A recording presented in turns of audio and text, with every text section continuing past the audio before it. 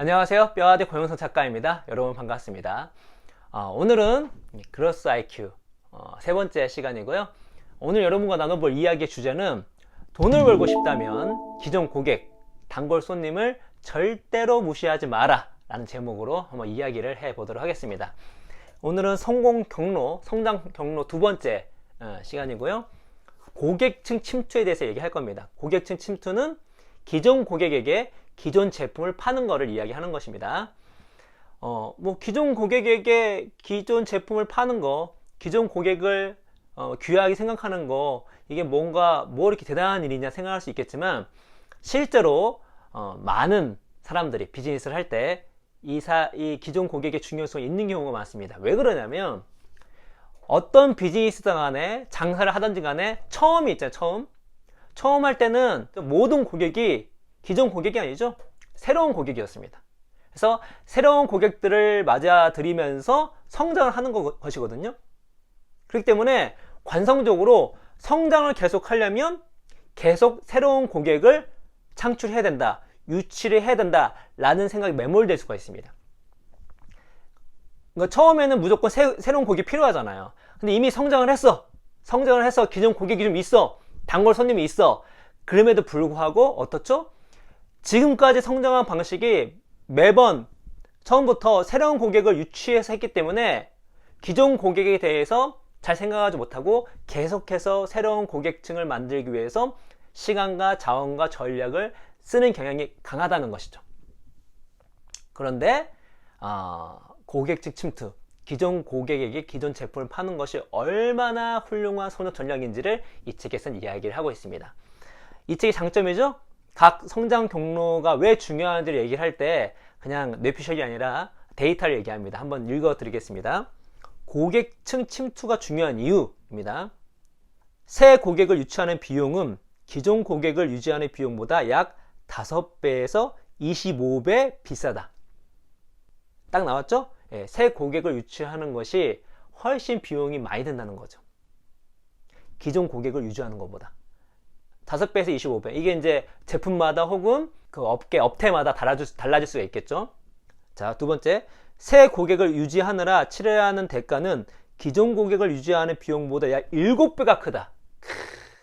그러니까 비용적으로 매우 비효율적인 거예요. 기존 고객이 있는데 기존 고객을 관리하는 것보다 새 고객을 유치하는 것이 이만큼 비용적으로 비효율적이라는 얘기입니다. 세 번째, 기업의 70%는 기존 고객 1명을 유지하는 비용이 새 고객 1명을 유치하는 것보다 적다고 말한다. 앞에는 정량적 데이터였고 이거는 기업의 경험도 그렇다는 거죠. 자, 네 번째는 제품을 판매할 개연성은 기존 고객이 60에서 70%, 새 잠재 고객이 5에서 20%다. 기존 고객이 제품을 사줄 확률이 높다는 것이죠. 재구매 고객의 소비액은 평균 67% 많다. 더 많이 사준다는 것이고, 마지막으로 충성 고객이 재구매할 가능성은 5배, 약 5배, 용서할 가능성은 약 5배, 다른 사람에게 제품을 추천해 줄 가능성은 약 4배, 새 제품을 사용할 가능성은 약 7배나 크다. 새로운 고객을 유치하는 것이 되게 중요하지만 기업 입장에서 기존 고객을 잘 유지하고 기존 고객에게 최고의 고객 경험을 해주는 것이 비용 대비 효과가 엄청나게 크다는 거죠. 제품을 많이 사주실 뿐만 아니라 뭐죠? 용서도 해주는 거예요. 비즈니스 하다 보면 항상 실수를 안 할 수가 없잖아요. 그렇죠? 그럴 때 용서해줄 가능성은 5배라는 거죠. 그리고 우리 제품을 추천해줄 가능성은 4배. 심지어 이 성장 경로 중에 제품 확장이라는 게 있거든요. 그럴 때 어떻죠? 새 제품이 신제품 같은 경우는 외부 고객보다 기존 고객이 훨씬 더 이 신제품을 사용하고 사줄 확률이 훨씬 높다는 것이죠. 그러니까 이런 이유 때문이라도 어떻죠? 우리가 고객층 침투, 기존 고객을 잘 유지하고 관리하고 기존 고객에게, 단골 손님에게 정말 힘을 들이는 것이 얼마나 중요한지를 알 수 있는 대목입니다. 그래서 이 고객층 침투를 시작할 때 그 명언이 하나 나오는데 명언이 재밌습니다. 그 명언 작성자는 미상이긴 한데, 자, 읽어드릴게요. 새 친구를 사귀되 옛 친구를 유지하라. 새 친구는 은이고 옛 친구는 금이다. 그렇죠? 새 친구도 되게 중요합니다. 그러나 옛 친구는 금이라는 거예요. 왜요? 제가 데이터 말씀드렸잖아요. 이만큼 기업에게 이득을 가져다 주는 사람들이 바로 단골 손님 그리고 기존 고객이라고 하는 것입니다. 이 고객집 침투는 다른 성장 경로보다 뚜렷한 장점이 하나 있습니다. 다른 성장 경로보다 훨씬 더 리스크가 적고 성공할 가능성이 높습니다. 일단 비용이 적게 되기 때문에, 그리고 이미 기존 고객이기 때문에 뭐죠? 새로운 고객보다 데이터가 많잖아요. 그리고 기존 고객들은 용서해줄 가능성도 5배나 많대요. 그러니까 리스크가 적은 거죠. 성공 가능성은 높고. 그래서 티파니 보바가 뭐라고 얘기하냐면 이렇게 얘기합니다. 기업이 성공할 가능성은 새 고객을 유치할 때보다 기존 고객층에게 제품을 팔 때 기하급 수적으로 커진다. 이런 얘기도 해요. 고객층 침투는 주로 기존 고객을 상대하기 때문에 10가지 종류 중에서 가장 위험성이 적으면서도 성공 가능성이 크다. 이 10가지 성장 경로 중에 두 번째 고객층 침투를 안 할 이유가 없겠죠. 그런데 책에서는 2가지를 얘기합니다. 뭐 당연하게도 기존 고객이 없는 사람은 이걸 할 수 없겠죠. 이제 막 비즈니스를 시작하거나 기존 고객이 없는 사람들은 당연히 이 전략을 쓸 수 없을 뿐만 아니라 시장 자체가 죽어가는 곳에서 힘듭니다. 그러니까 시장 자체가 이미 시대가 지나버렸어요. 그러면 아무리 노력해도 고객층 침투를 하려고 해도 할 수가 없습니다. 유행이 지났거나 이미 기술 트렌드에서 밀렸어요. 그거는 노력해도 안 됩니다. 이게 기업 효과가 있고 산업 효과가 있습니다. 그러니까 기업 효과는 바로 이 10가지 경로를 통해서 기업 스스로가 노력을 하는 거예요. 근데 아무리 노력한다 할지라도 산업 자체가 죽어가고 있잖아요. 노력해도 아무런 소용이 없죠. 그 제품군을 사람들이 쓰지를 않는데. 지금 뭐 삐삐 쓰나요? mp3 플레이어 거의 씁니까? 안 하잖아요. 다 안 쓰잖아요. 스마트폰 등장 이후로.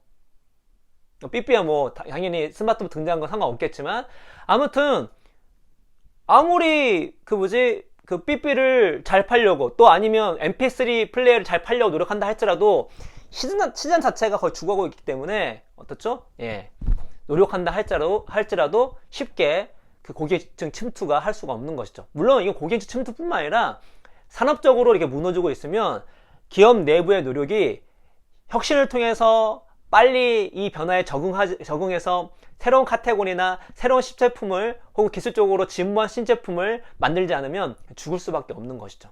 그렇죠? 그런 것들을 염두하고 고객층 침투를 하라라고 얘기합니다. 책에서는 넷플릭스 예를 들고 있거든요. 한번 제가 읽어드리겠습니다. 예를 들어 넷플릭스가 2013년 미국 고객 1명을 새로 유치하기 위해 지출한 비용은 약 45달러였다. 요즘 국제 고객 1명을 유치하기 위해 지출한 비용과 같았다. 하지만 이 금액은 2014년과 2015년에 꾸준히 늘어나다가 그 후 1년 반 동안 폭발적으로 증가했다. 2016년에서 2017년 미국 고객 1명을 유치하기 위해 지출한 비용은 4년 전에 2배가 넘었다. 넷플릭스가 처음에 그 산업에 뛰어들었을 때 승승장구를 해오는 과정 속에서 새 고객을 유치하는 비용이 계속 급격히 늘어났다고 하는 거잖아요. 이거는 이제 당연하죠. 어떤 산업이든 간에 기본적으로 기존 고객을 유지하는 것보다 새 고객 유치가 더 힘든데, 또 비용이 많이 드는데, 이게 잘 되는 산업이야. 그러면 경쟁자가 가만히 있나요? 경쟁자가 막 늘어날 수밖에 없잖아요. 그렇게 되면 당연히 새 고객을 유치하는 비용이 높아질 수밖에 없죠. 점점 더. 지금 넷플릭스 같은 경우는 최근에 뭐 디즈니도 들어온다고 하고, 애플도 들어온다 하고, 게다가 HBO인가요? 거기도 대규모 투자를 한다고 하고, 아마존도 들어간다고 하고, 경쟁이 치열해질 수밖에 없습니다. 그렇죠? 때문에 새 고객을 유치하는 비용이 계속 늘어나고 있는 것이죠. 그렇기 때문에 뭐죠? 기존 고객을 잘 유지하는 것이 중요하다라고 얘기를 하고 있는 것입니다. 심지어 최근에 넷플릭스가 주가가 약간 급락을 했었어요. 근데 되게 신기한 게 넷플릭스가 발표한 매출액과 그리고 그 영업이익이요, 전년 동기 대비 엄청나게 늘었을 뿐만 아니라 시장에서 판단하는 것보다 훨씬 높았어요. 그러면 보통 어닝 서프라이즈 해가지고 주가가 올라야 되거든요. 근데 더 줄었습니다. 주가가 떨어졌어요. 그 이유가 무엇이냐면 처음으로 미국에서 가입자가 줄었어요. 이미 미국 시장이 포화가 됐을 뿐만 아니라 어떻죠? 경쟁이 치열해지고 있고, 또 전 세계 그 미국 제외한 세계에서 넷플릭스 가입자도 시장의 컨센서스, 시장의 생각보다 훨씬 더 적었어요. 그러니까 지금까지 넷플릭스를 지탱하고 있던 밸류에이션 같은 경우가 뭐죠? 계속해서 새로운 고객층이 들어올 것이라는 산정하에 정해진 건데, 역대 최고의 매출과 시장 컨센서스를 뛰어넘는 영업이익을 냈음에도 불구하고 주가는 떨어진 거죠. 그만큼 시장이 치열해지면서 새 고객을 유치하는 것이 매우 어렵습니다. 자, 그런데 좋아요. 주가는 떨어졌지만 신기하게 넷플릭스는 어떻게 됐죠? 최고의 영업이익을 냈잖아요. 그렇죠? 최고의 매출을 올리고, 그러니까 물론 신규 가입자가 들어온 것도 있지만 정말 역대급 최고의 영업이익을 내고 시장 컨센서스를 뛰어넘는 결과를 낸 이유가 무엇이냐면 바로 고객 측 침투에 성공했습니다. 그러니까 이 책에서는 안 나옵니다. 안 나오지만 제가 자료 찾아보니까 넷플릭스가 고객 측 침투를 성공한 거예요. 이런 것들은 어느 정도 예상을 하고 되게 뛰어난 회사죠. 어떻게 해요? 올 초에 가격을 올렸습니다. 기존 고객에게 가격을 더 높게 받았어요. 근데 생각보다 저항이 없었다는 거죠. 그래서 시장을 뛰어넘는 영업이익이 나온 거예요. 이게 아마 우리나라는 적용 안 됐지만 다른 나라에는 적용이 많이 된 걸로 알고 있습니다. 어차피 넷플릭스 안에서 구독을 하잖아요. 그게 기존 고객에게 팔고 있는 상품이잖아요. 어떻죠? 그거를 가격 올렸다고요. 그 얘기는 기존 고객에게 기존 제품을 더 많이 파는 것과 똑같은 효과가 되겠죠? 그렇죠? 그거를 어느 정도 성공했기 때문에 시장 예상을 뛰어넘는 영업이익, 매출, 역대 최고로 찍었던 것입니다. 넷플릭스가. 그렇죠? 그래서 우리가 고객층 침투를 할 때 중요한 것이 무엇이냐면 되게 두 가지가 중요한데요. 첫 번째 중요한 거는 기존 고객이 어떠한 분들인가를 정말 면밀하게, 되게 정량적으로 또 정성적으로 분석할 필요가 있습니다. 기존 고객에게 무언가를 팔려면 기존 고객이 잘 알고 있어야 되잖아요. 근데 이거를 그냥 감으로만 알고 있으면 안 되죠. 철저하게 데이터를 분석을 해야 되는 것입니다. 넷플릭스도 그 분석을 끝냈기 때문에 가격을 인상했던 것이고요. 그리고 그게 적중한 것이죠. 특별히 그 초심을 잃으면 안 돼요. 그러니까 처음에 기존 고객 같은 경우는 처음에는 새 고객이었잖아요. 그렇죠? 우리 제품을 처음 사주실 때, 우리 서비스를 처음 이용해 주실 때 그 이유가 있을 거잖아요. 그 이유가 되게 중요합니다. 왜 우리 제품을 썼지? 아, 싸기 때문에, 성능이 뛰어나기 때문에, 아니, 멋진 디자인 때문에, 뭐 아니면 엄청난 고객 경험 때문에, 여러 가지가 있겠죠? 그렇죠? 사랑하는 여성과 내가 사랑하는 남자를 내 사람으로 만들기 위해서 노력을 많이 하잖아요. 그때 초심을 나중에 사귀고 나서도, 나중에 결혼해서 잊지 말아야 된다는 것이죠. 근데 종종 잊는 경우가 있습니다. 왜? 기존 고객은 쉽게 사주거든요.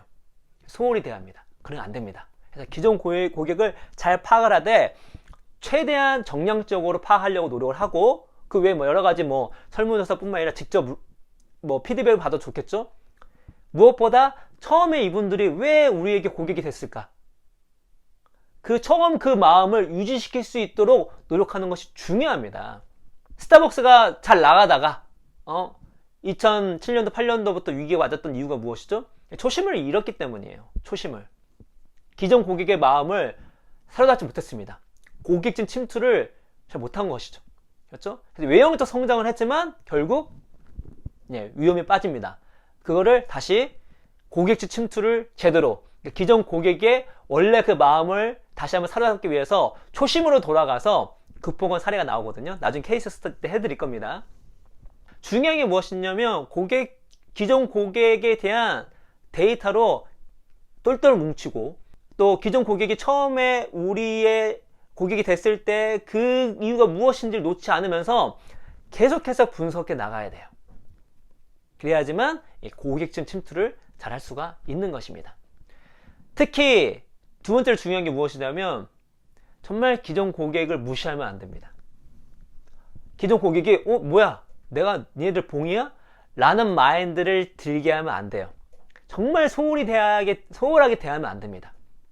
예를 들어서 어떤 제품을 100만 원에 샀어.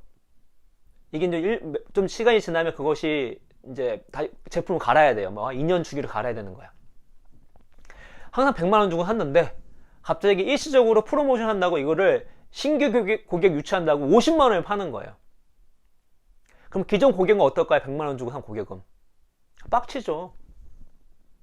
그러면은 그 중에 일부는 어떡하죠? 내가 니네 제품 다시 사나 봐라.